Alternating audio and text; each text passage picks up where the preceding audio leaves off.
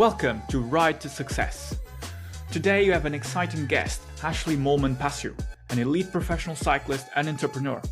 She's challenging the status quo in women's cycling, and she delves into her inspirations, her drive, and the work that she's doing to change women's cycling. Before we get into the podcast, remember to subscribe to Ride to Success wherever you listen to and leave us a review. It helps us immensely to grow the podcast. Back to the show. Welcome, Ashleigh. Thanks for coming to Ride to Success podcast. It's a privilege to have you here, and let's hope to give people listening an insight into the life of an athlete, but most importantly, a serious entrepreneur, which is quite amazing. Through the research I've done, all the businesses that you have and the charities that you have been involved with is quite remarkable. So Thanks, I wanted to start. That's okay. I wanted to start with a question, because I think it's quite relevant, because you have to combine being a elite professional athlete competing at the highest level of the sport in cycling, and but also managing a serious business.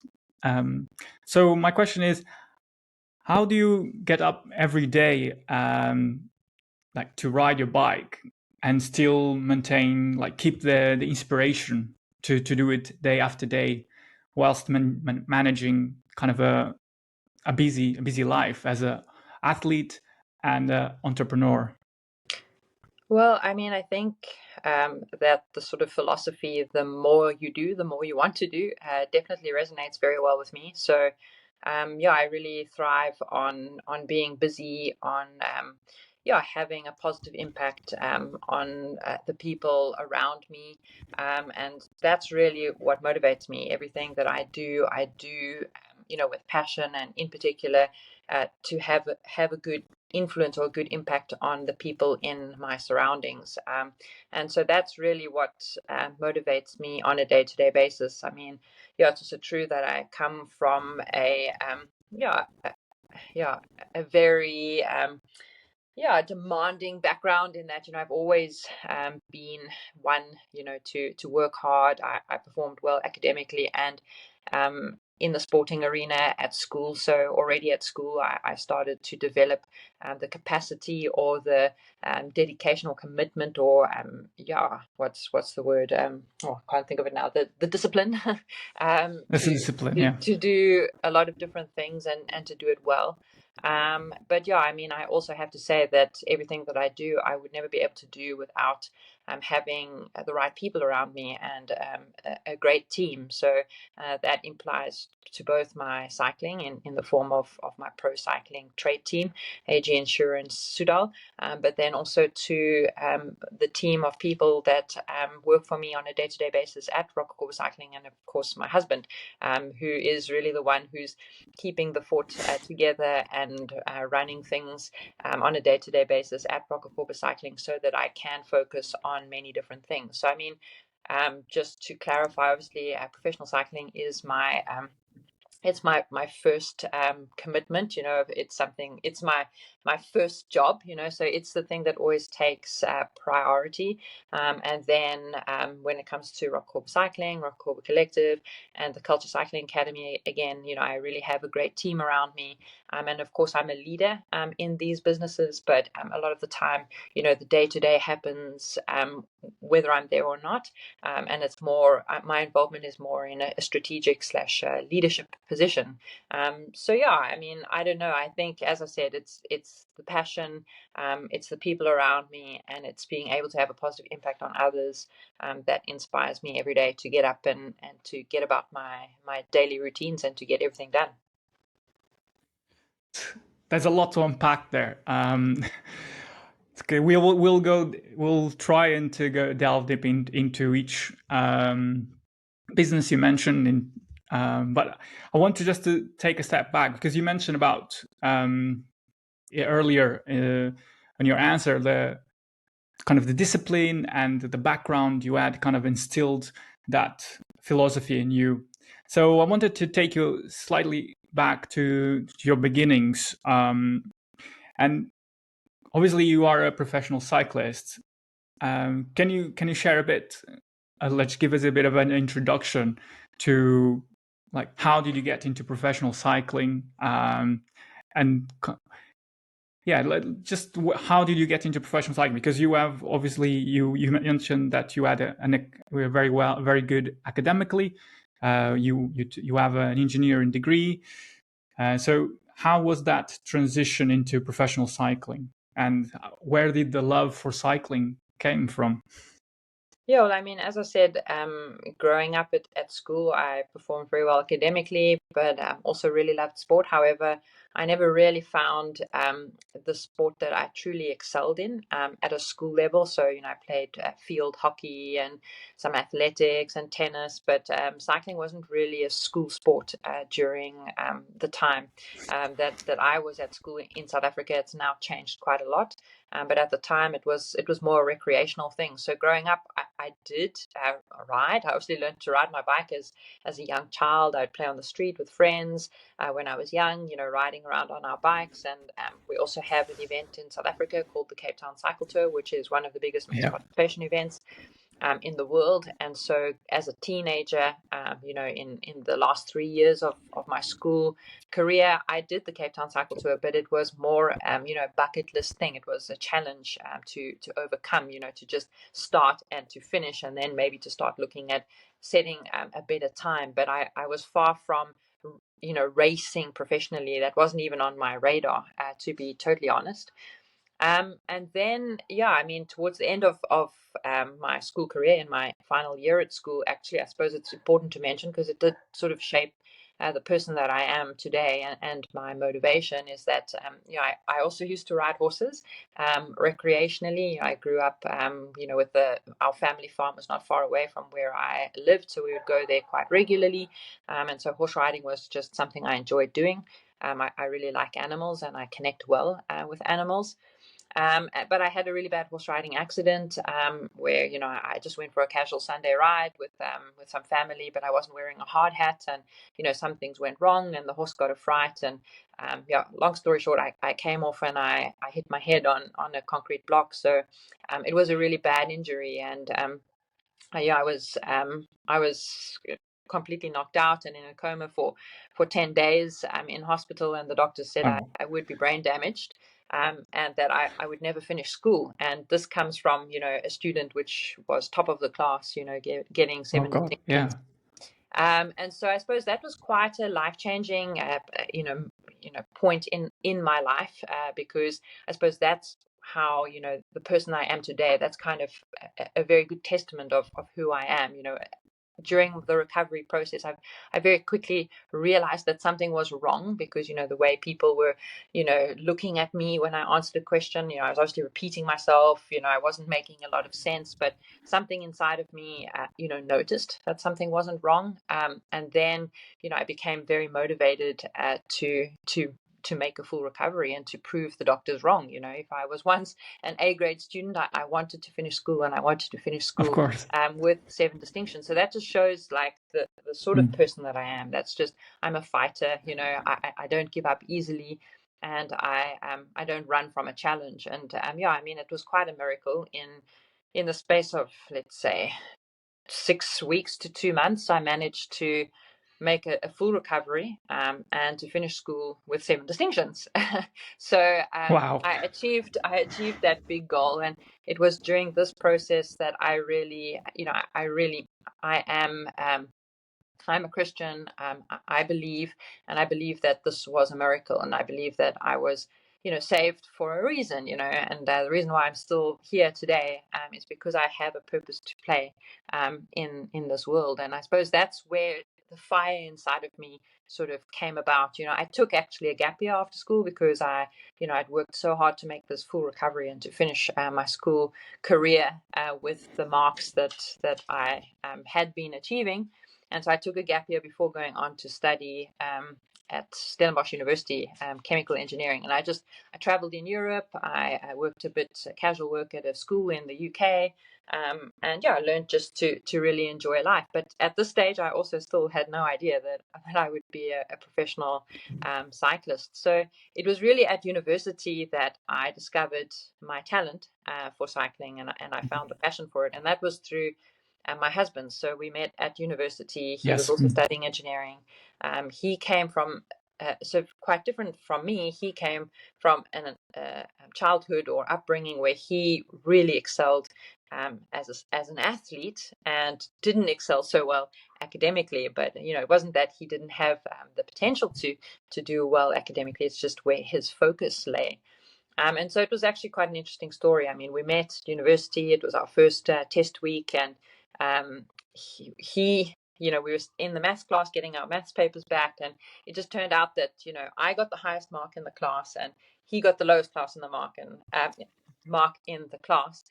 And he was really very distraught, and he thought it's time to quit studying engineering. But he dropped his stuff, and he just ran because he was just really in so much shock. But I went to go find him, and that's kind of where it all started, because I noticed his really fancy bike in the background, and I said to him, well, if you teach me how to ride a bicycle, I'll teach you how to apply yourself at university. And so that's how the exchange kind of happened. He started to work on my cycling talent, which he immediately noticed. So I to tell the whole story, it's quite a long story, but on our first sort of holiday together, I went back to his hometown, and we just rode bikes casually for fun, and we went up a really steep hill, and he immediately noticed my power to weight ratio. So that's where it kind of all started. We made this exchange that he would help me develop my cycling talent, and that I would help him to learn how to apply himself at university. And it was a great partnership, through the course of our engineering degrees and our time at university. I very quickly grew in my ability on the bike. So, from joining him for training rides, joining the university club, and twice a week going and doing intervals with a whole lot of guys, and then doing university championships and winning that. I very quickly improved as a cyclist. Moved through the ranks.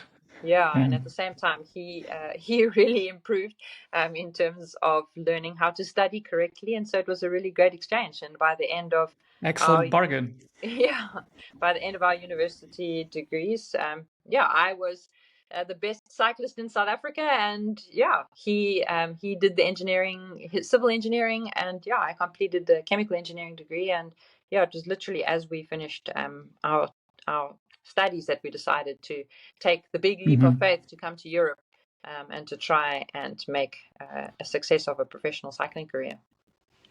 Yeah. Well, that is quite an amazing story. It's quite remarkable, and it really shines the kind of the fire inside you to want to be better every day, and use that power, use that motivation as well to give back to others and inspire others and empower others to achieve the same things. So that's quite. It does explain a lot. As we're going to delve more into the businesses you've started, I think it explains a lot the entrepreneurial spirit that you have, but also your charitable work. Yeah. I think that's kind of leads me very nicely into. So you mentioned you moved to Europe, and you obviously been racing professionally, but that's not my focus here. I'm more interested in the business aspect. You started with your husband, Rocacorba Cycling, and for anyone that doesn't know what it is, it's an amazing space near Girona, or quite close to Girona, that offers cycling holidays, or the pro experience for people that want to have a cycling holiday, and it kind of, well, it's a kind of a whole package, if you will, for people wanting to explore a different part of Europe, but also to enjoy great food, great experiences on a bike. and off the bike. Mm-hmm. So can you so obviously you've moved to Europe. You're living near Girona. You started Rocacorba Cycling. Can you tell us a little bit about the inspiration of, how did Rocacorba Cycling came about, and if your past experiences, your formative years, helped you to come to this decision of starting Rocacorba Cycling, or was it something that you saw potential, you saw a gap in the market, and you decided to let's do it? Yeah. So, I mean, I only really, started Rocacorba Cycling, after some years of being a professional cyclist. So Yeah. it's now been going since 2018. So at that stage, I had established myself as quite a successful pro cyclist. But I mean, the whole inspiration for starting it was really that, although I left my academics behind. I finished my engineering degree. Neither Carl nor I ever worked as engineers as such. We made, immediately the move to Europe to pursue professional sport. But it was very much a part of my DNA, studying engineering, the problem solving mindset, the analytical mindset or strategic mindset was very much part of who I am. And in the early years of my pro cycling career, it was quite frustrating because, I really needed to use that very big part of who I am, my thinking capacity, my problem solving capacity. And unfortunately, the two don't always go so well together, professional cycling and thinking too much. Yeah. So in the early part of my career, it was a little bit, counterproductive because I'd overthink things on the bike. And then also I started to really become frustrated with the situation in professional cycling, especially for women, Yeah. where I'd come from Yes. a male dominated degree, but it was, I was treated equal to my male colleagues while I was studying. And so I came into professional cycling, and I found it with a lot of passion and a lot of energy, but I found it really frustrating. And so, in the first couple of years, this wasn't very productive, feeling frustrated by the current status quo in professional women's cycling, and then also, thinking too much, but not really having anywhere to really expend or see positive impact on all the thinking that I was doing. And I got a lot Yeah. of resistance in the beginning from like the pro teams that I was working with, where, coaches or team directors would tell me that, I need to stop thinking about women's cycling and how to fix things and how to change things. I've just got to think about riding my bike and Were there keep track. were they male managers Yeah, by any chance? they were all men. Yeah, but actually, it was when I joined Cervelo Begler, really, with Thomas Campana, and he has a bit of a controversial reputation in cycling. Some people don't think of him very highly, but the reality is, like, he was a pivotal part of my cycling success story, in that he was the first team director or team boss who celebrated the person that I am. And that's one of the most unique aspects of Thomas Campana, is that, I genuinely think of him as a genius. He's a super, super smart person. And the one thing that he did very differently to many other sports directors is that he really took the time to understand each individual athlete and to understand how to get the best out of them. And he very quickly realized to turn off the problem solving, analytical, strategic part of me. So he accepted that, and he encouraged me to channel it into the right direction. So instead of channeling it into frustration or into bike racing, he would encourage me to talk about women's cycling and my ideas to positively influence the industry and the sport as a whole. And so it was through many, many conversations with Thomas in the car traveling between races or between Giro stages, and then together with obviously the combination of my husband, who didn't manage to make a success of a professional cycling career. It's a lot more difficult in Yeah. men's cycling when you come into it a bit later, already in his 20s, that he came to Europe with very little experience. So he was also looking for something to do. And so it was Yeah. kind of the combination of everything, and the place that we lived. Girona is an incredible place to ride your bike. Of all the places Yeah. I've been to in the world, I really still struggle to find a place quite like it in terms of, just such a great variety of roads. The drivers are so respectful of the cyclists. It's a great quality of life, just beautiful scenery. And, we'd ride past all these beautiful big farmhouses and think, or macias, and think to ourselves, maybe one day. And so, yeah, it was just right. Right opportunity at the right time, a timing thing. Yeah. And then, of course, being on a team where I was really encouraged to think outside of the box. And it just all came together at the right moment. And so, I launched the business while I was still riding for this Velo Bigger team in 2018.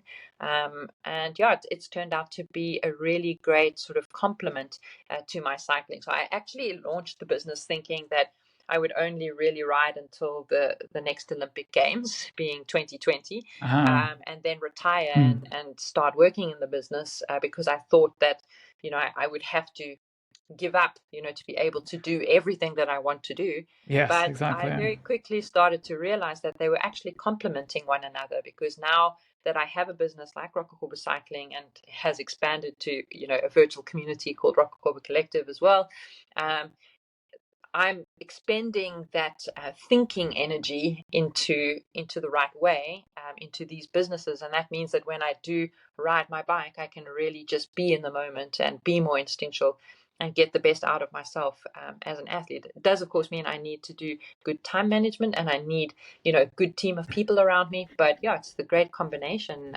at the moment. And so my career has been extended because I'm able to do everything. Yeah, I mean, that's something I was not expecting to hear. That being a professional athlete and running a business complement each other and help each other as well to kind of calibrate yourself as a person, and to put the right energy into being instinctive as an athlete and being more methodical in the business side. That's quite a nice calibration that kind of you have achieved there. Yeah. You touched very, very well. That is something that I wanted to touch as well, and we will be discussing is the obstacles that you have faced as a woman in the sport of cycling.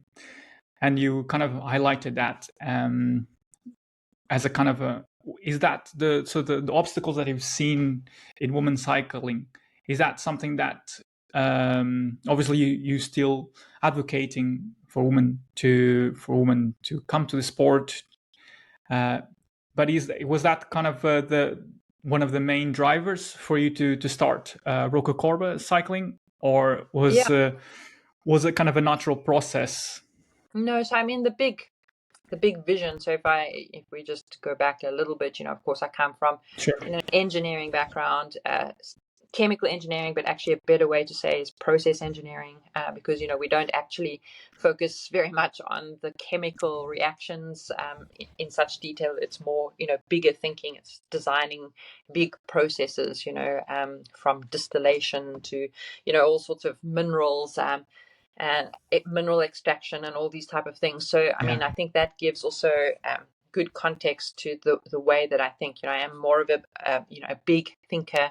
I take a certain input and I think of the desired output, and I try and think, how can we make things work in the middle to achieve the output that we want. And so I mean, Rocacorba was actually sort of part of a more sort of strategic thinking as such, in that, I also recognize not only that there were problems for women cycling, but there are problems in the cycling industry as a whole, in that a lot of the different parts of the industry actually work quite independently, and to create sustainability for the sport, I felt like we need to bring the different parts of the industry closer together. And the different parts I'm referring to are pro cycling, cycling tourism or cycling sort of events as such, and then also like the industry brands.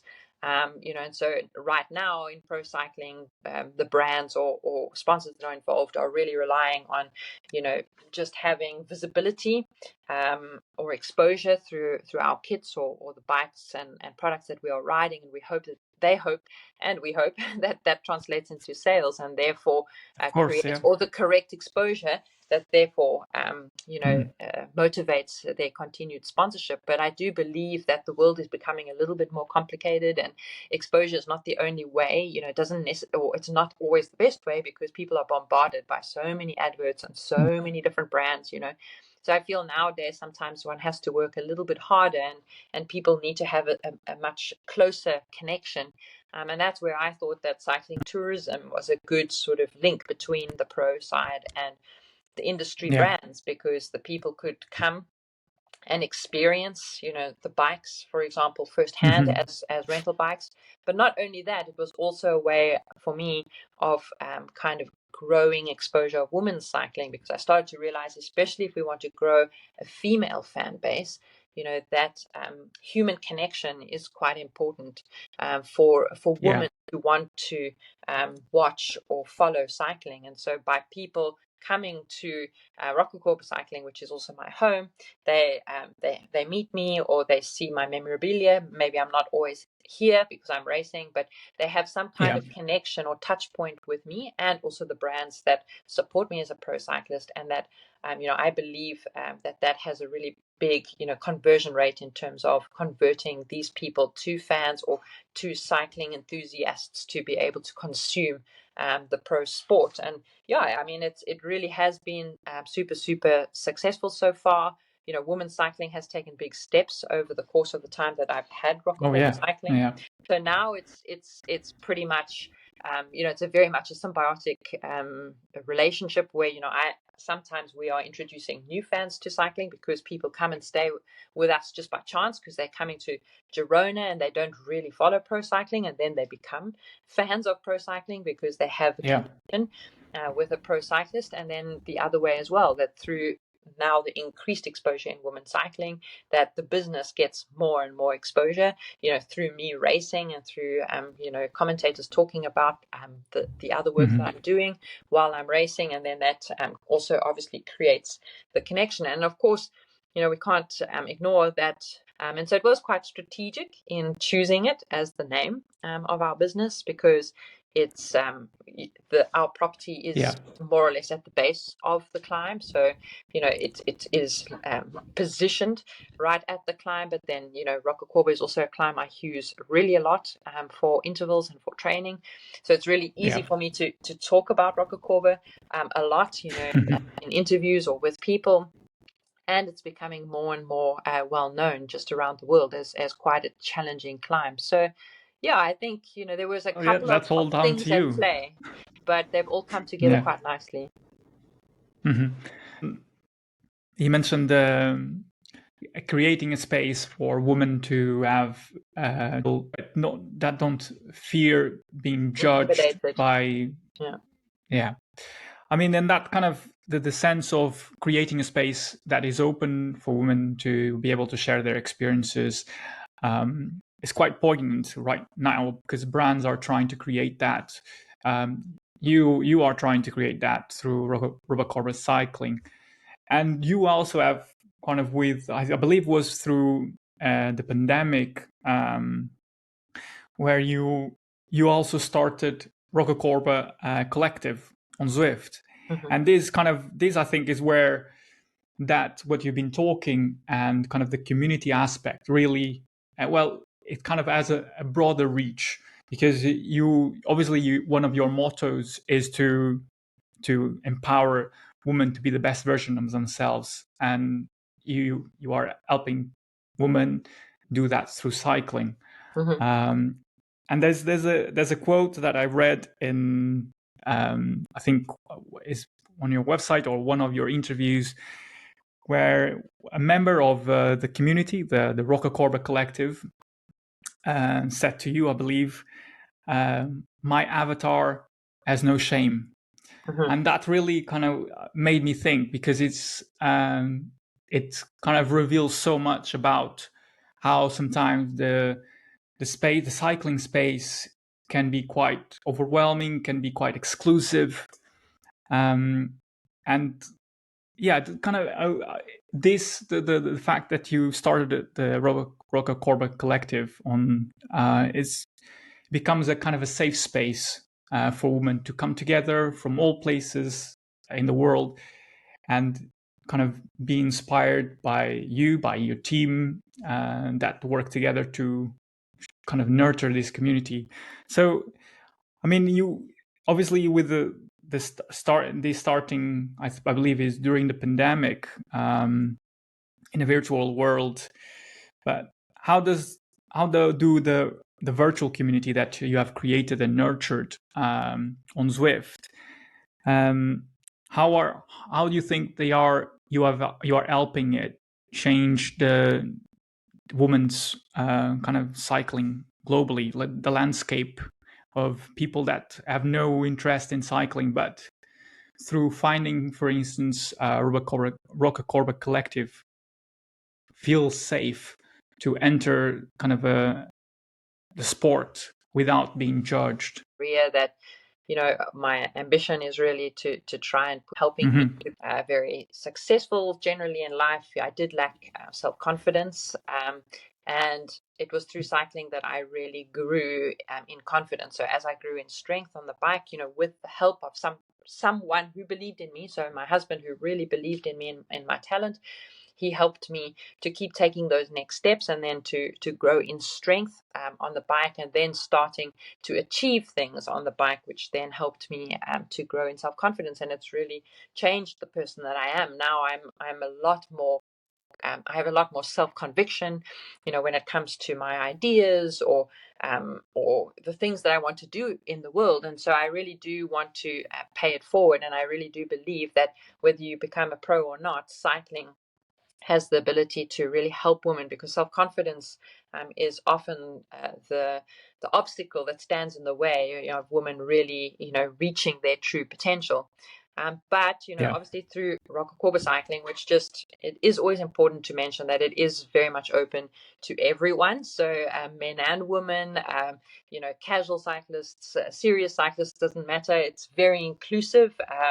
It's a great, comfortable place to stay. You can come here and just enjoy your bike and the scenery and enjoy eating and ride as little as much as you like, or you can come and really train hard and whatever you desire. But having said that, I did have the ambition when we started Rocacorba Cycling to see more women coming and staying and doing sort of training camps or holidays, where I could maybe influence them or help them or guide them or ride alongside them. But I did find that this wasn't as successful as I hoped it to be, because of what you initially mentioned. Women often feel quite intimidated, to come somewhere and to ride alongside a pro in real life is quite daunting for a lot of women. Yeah. And so it was really during the COVID pandemic that it all became clear to me how important the virtual world is in terms of growing female participation and getting more women on bikes. Because of that comment, exactly that I started hosting a women's only ride for, at the time I was riding on a Liv bike, and Liv is obviously a female specific brand. So during the COVID pandemic, it was a natural fit to do a women's ride every Monday afternoon. And the ride just started to get more and more popular. A lot of women that didn't even really follow pro cycling were joining the ride. They started to get to know me. It started to convert them into being more interested in pro cycling, or they were asking a lot of questions, which usually I wouldn't be receiving, about advice on chamois and saddles and, some intimate questions. And that's when this woman mentioned my avatar has no shame. And that's when it really all, the penny dropped, and I realized that the virtual world is really the space to get more women on bikes, to get them more comfortable riding their bikes, and hopefully help them grow in self-confidence to be able to take those next steps to hopefully come in real life one day to Rocacorba Cycling to ride, or even just to achieve more in their daily life, because they've overcome some obstacles, they're feeling better about themselves, and therefore they're more confident to do what they need to do in real life. So it's just been such a great compliment, and I'm really grateful to the COVID pandemic, because if it wasn't for that, and that's how I often believe, like I really do approach life with that philosophy, is that no matter how big a challenge and how hard some periods of time can be, it's through these periods that we really can grow as people, and that we are forced to find new ways and new ideas and be innovative. So it's actually a great time for entrepreneurs. Yeah. And so, now it's just such a natural fit again, because riding on Zwift, again, it's just incredible the global reach one can have. So Rocacorba Cycling is based just outside of Girona, in Spain, but by riding on Zwift and in Rocacorba Collective kit, you can reach people far and wide, South America, Australia, South Africa, and it's just incredible how you can spread the word and chat about important things, and of course Rocacorba Cycling, and it's just such a great journey, and I'm so grateful for it, because it also once again complements. I was having this discussion with a teammate recently. It complements pro cycling, because a lot of the pro cyclists are really conditioned or encouraged to really focus only on cycling. Don't have any distractions in your life, and if you want to be the best, you have to be super selfish, you have to just think about pro cycling. But then what that often translates into is a lot of pressure, and then the pressure is what eventually maybe prevents them from achieving their best results. And so I really do believe that by having these other interests, having this community of people behind me, also helps to relieve the pressure, because whether I win a bike race or not, these people trust me, they look up to me, and it's about learning to also be comfortable with sharing the highs and the lows. It's not only about winning bike races. That's not necessarily what's going to inspire another woman to achieve something in their life. Of course, no. It seems unattainable, but if you're approachable and you share the highs and the lows, the challenges as well as the triumphs, then this is the way you can really have a positive impact on the world around you. Definitely. When you create that space and you invite them in, you are allowing them to share, to allow them to have the possibility not to be judged, and most importantly, to ask questions and to be able to speak with other women that are experiencing the same problems or different problems, but they can relate with each other. So because you have a membership tier on the Rocacorba Collective, do you find that the woman and the man, I believe it's open for women and men, but it's mostly directly that woman. Do you find them that they the feedback you receive, that they grow with each other, like by sharing their feedback, by riding together, by asking questions to yourself, to your team, to each other? Is there that kind of feedback? Yeah, so I mean, we have two options. There's a community tier, which is totally free, and that's just a weekly newsletter, lots of great rides to join, some partner discounts or prizes to win. It's just a nice, engaging community. But then we have the training tier, which is a subscription model. So it's a paid tier. And there we have a coach. So another lady, Helen, who prescribes a general plan to the training tier.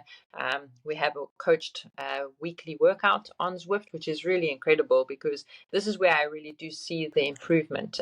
The members who are able to join these workout rides, it's really incredible how much more they get out of themselves by, number one, joining a group of people for a workout ride, and then also having Helen or myself or other collective members. It is mostly Helen, and then I join occasionally, or sometimes Helen isn't available, and then I'll take over the coaching, but where we're actually on Discord talking and encouraging them along.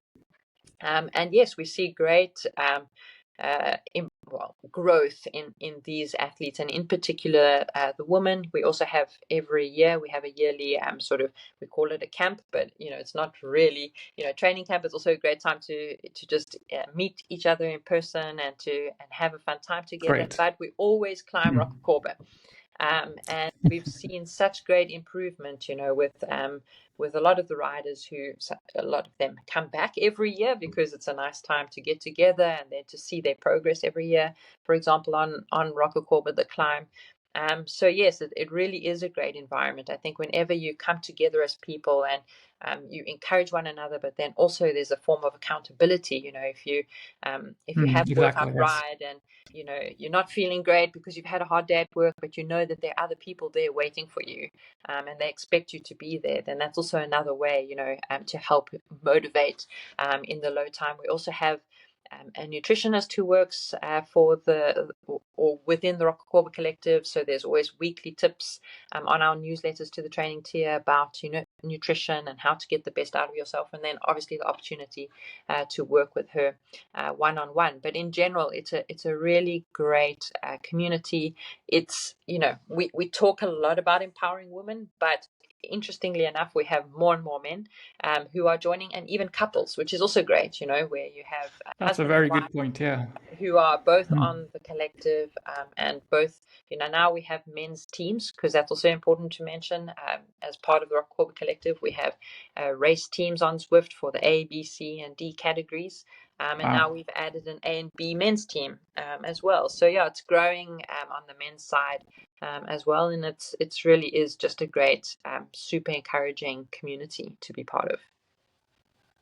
Well, that's remarkable that it's growing through word of mouth, through you being the face of it, and along the journey is empowering women to take to the trainer, take to the sport of cycling, and feel safe or feel empowered to do it without being judged. And I don't know exactly the numbers, but do you, from the top of your head, that you have an idea of kind of how big the community is? Well, now we're at about 500 or just over 500 members. So yeah, we're growing steadily. And yeah, Yes, obviously it's always great. The bigger you grow, the more you can do. But at the same time, it's also important to try and hold on to that kind of personal side of things yes. as well, to make people feel that they're not just a number, but also a person that we know. So it's always Exactly, yeah. about finding that balance. But yeah, it's a The really nice balance. community. Yeah. That brings me on to the aspect of the community and the motto of empowering women. You recently started Khaltsha Cycling Cyclists. Is that correct? Sorry, forgive me if I Yeah. pronounced it badly. So yeah, Khaltsha Cycles is a bicycle shop in the Khaltsha township in Cape Town.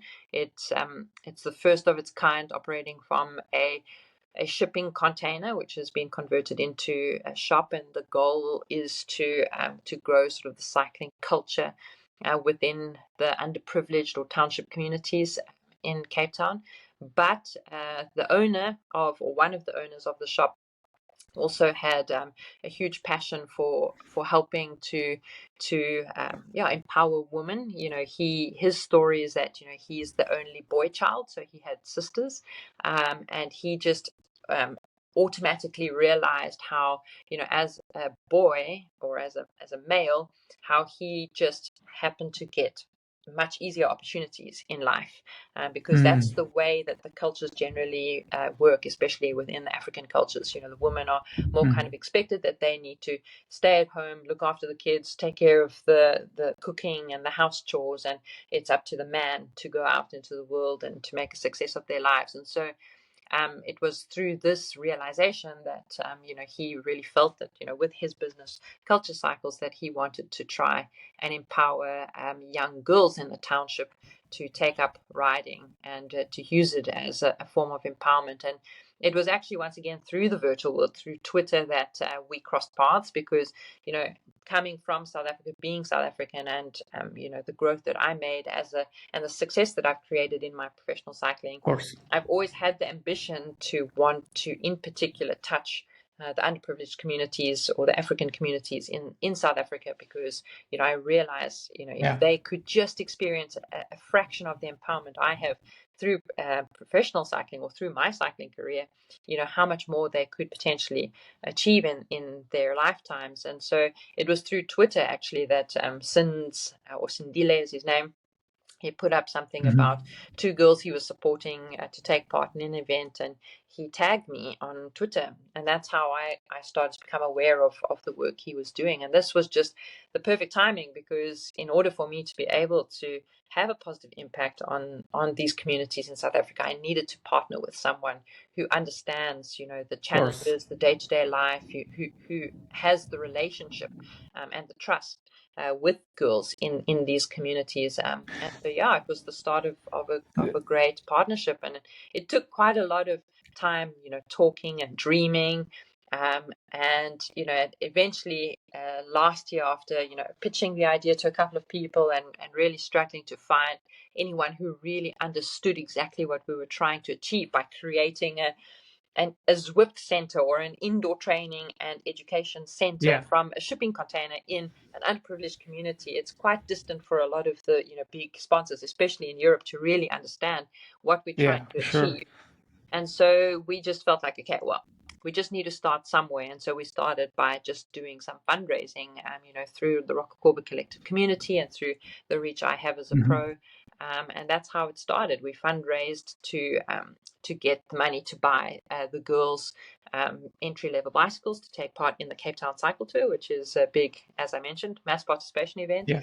Also special to me, because it was also kind of the part of the growth of my pro cycling career was taking part in and then eventually racing the Cape Town Cycle Tour. And so that's where we started, and we got some really good momentum, and now we're just about to open the e-center. We managed to raise enough funding to actually create the physical, structure in the form of two shipping containers, which have been, put together, which will now be an indoor cycling space. But also the beauty of it is it complements indoor learning as well, because you need, a desk, a PC, to be able to be on Zwift, but at the same time with a good Wi-Fi connection and these pieces of equipment, they can learn. So yeah, it's really exciting. Yeah, I mean, this is quite interesting because obviously your involvement, these girls that you are impacting their lives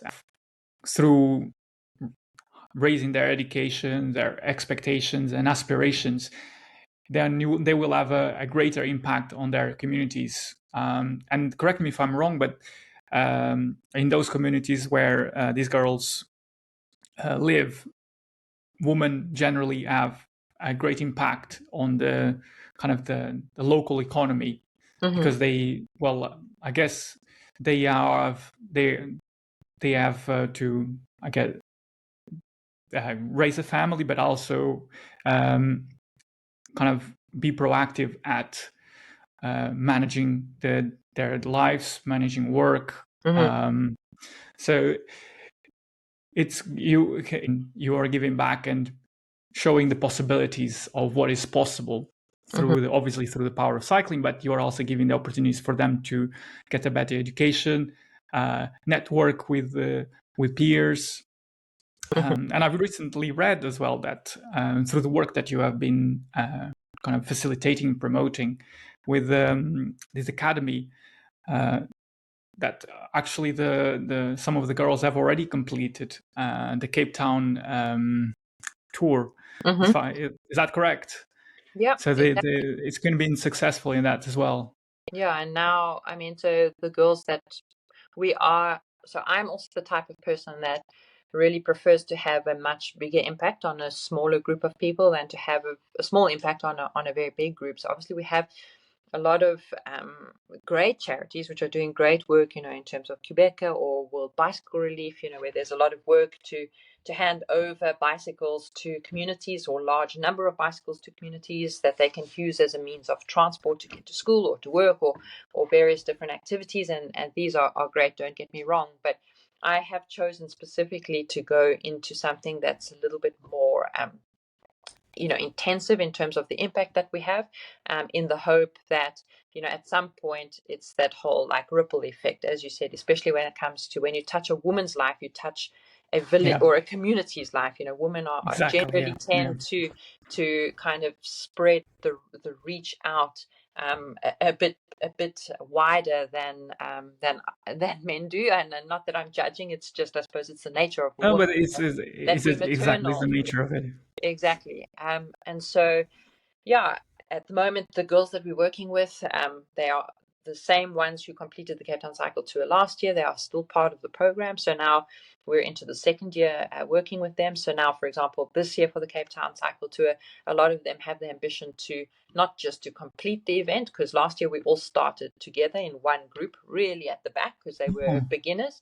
Now they have the ambition to do the fastest time they possibly can and to be more competitive in their respective groups and fields. So that's really encouraging. And now the goal this year is we've identified a core group. So 10 of these girls who have really been showing a lot of commitment to cycling and to, because we also have a sports psychologist that's been working with them on a monthly basis, doing sessions.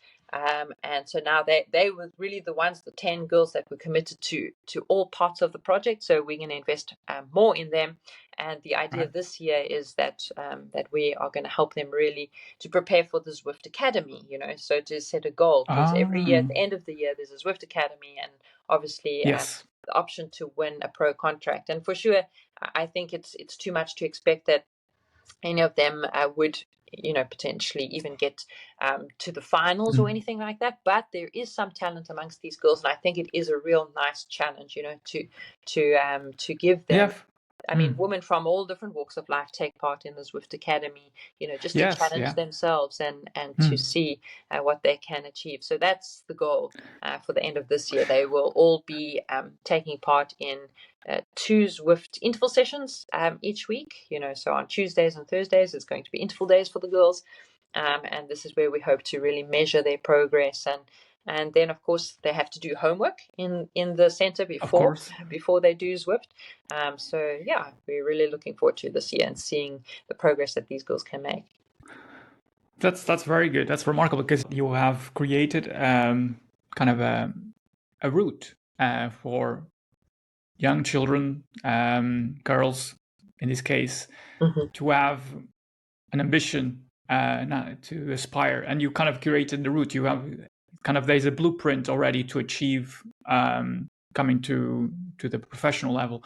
So again, it just goes to show the work that you have been laying down into opening more avenues for women cycling to be more diverse and more inclusive as well. So yeah, that's quite, again, shows the drive and the ambition that you have in kind of in small groups, but also in impacting which impacts as well the wider sport. So I mean, it's, I guess, speaking about kind of creating a blueprint for young children, young girls aspiring to be an athlete. What advice would you give to young women aspiring to enter the world of cycling, or just to try? For instance, there's a lot of women that have not learned how to ride a bicycle,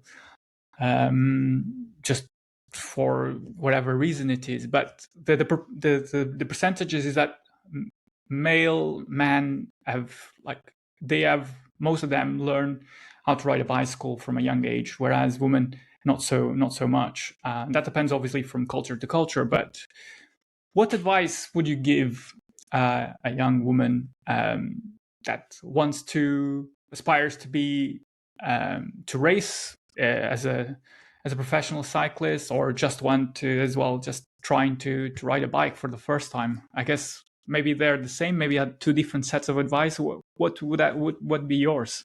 With the right people, so to find yourself, that community that can help encourage you to take that next step, to have the to let go of the fears, and just to have that willpower or confidence to try. So that's the most Yeah. important thing. I think for women, it's always important to have someone else, who might even hold their hand and go with them to the bike shop, or hold them while they're trying to learn to ride. You need that person in your life to help take that next step. So that's the most important thing, is finding that one person, and then hopefully that one person becomes a group of people, or a community, or a club, or a team that you can join to help you grow as a person. That's the most important thing, and that would apply to anyone, whether you have aspirations to be successful as a pro, or whether you just want to learn to ride your bike and become fit. That applies to both. And then I think when it comes to the women or young girls who have the aspiration to be pro, I think it's really important that that you do it for the right reasons, that you have passion and a love for the sport, because professional cycling is a really, really tough career choice. It's very rewarding, but it is also really, really challenging, because it's one of those sporting disciplines which there's just so many things that are out of our control. We put in a lot of hard work and dedication. It really does consume your life, because every part of your life is, part of the process of becoming a good athlete, from eating to sleeping to, how much you're walking around. There's so many things that influence your performance on the bike. And so, we make a lot of sacrifices. But at the end of the day, when the start gun goes and you start riding your bike, there's a lot of things that are totally out of your control, from punctures to crashes to all sorts of tactics.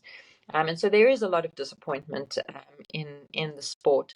And so it's really important to have intrinsic motivation, to really have that passion and fire inside yourself, to keep, overcoming the obstacles, and to keep finding the motivation to keep going. Because if you're motivated by, fame or popularity or material things, then at some point, the motivation or the fire is going to run out, So I'd say it's really important to have a passion and a real love for what you do.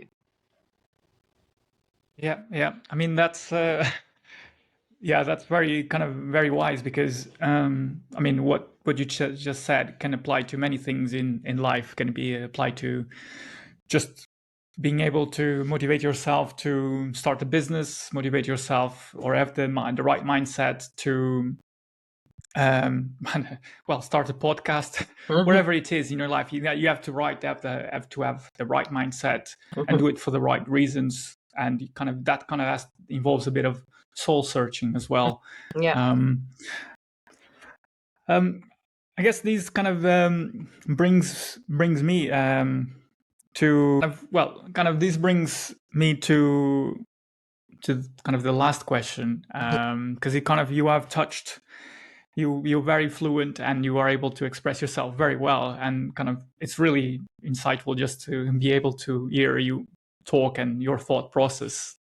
I think this brings us to the end of the podcast, with one critical question. I mean, thinking of your position in the women's cycling sport, empowering young girls and women to feel more welcome into the sport, but also to be the best version of themselves.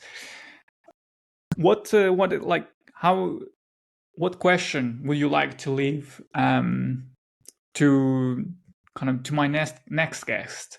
And it's you can think of a question that is within the cycling industry, within the cycling space. What kind of question would you leave to a person that resonates perhaps with the work that your life work? Or what can we do today to make tomorrow better? Well, that is in itself a very simple question, but also a very deep question. So there's whoever my next guest is, good luck. I want to hear their reply. It could be very interesting. For sure. Well, I yes, I will have to answer that myself as well. Well, I think So you're I think already that doing something, right? You're recording a yeah, yeah, podcast, yeah, which is a great way of exactly, yeah, sharing information and sharing, exactly, people's yeah. experiences, which I think is a way of also impacting the future positively, because someone might listen to your podcast and have a great idea, or you know, yeah. Exactly, yeah. I mean, the whole premise of my podcast is to be able to learn from people that I admire, from inspired people that I respect, and learn a bit more about the philosophies, their journeys, and that what makes them tick. Hmm. And through that, kind of, I'm learning, and I'm also sharing those learnings with allowing people to always share with me that Yeah. learning experience. Thanks very much, Ashleigh. That was a bit has been brilliant to hear your insights. And well, I guess best of luck with the season ahead professionally, but also with the work that you've been doing with Khaltsha Cycling Academy and your other businesses. Thank you very Thank much, you. Pedro. It was great chatting. What an amazing conversation with Ashleigh Moolman Pasio. Her journey as an advocate for women in sports is really a powerful narrative of resilience and empowerment. I hope you found it insightful as I did.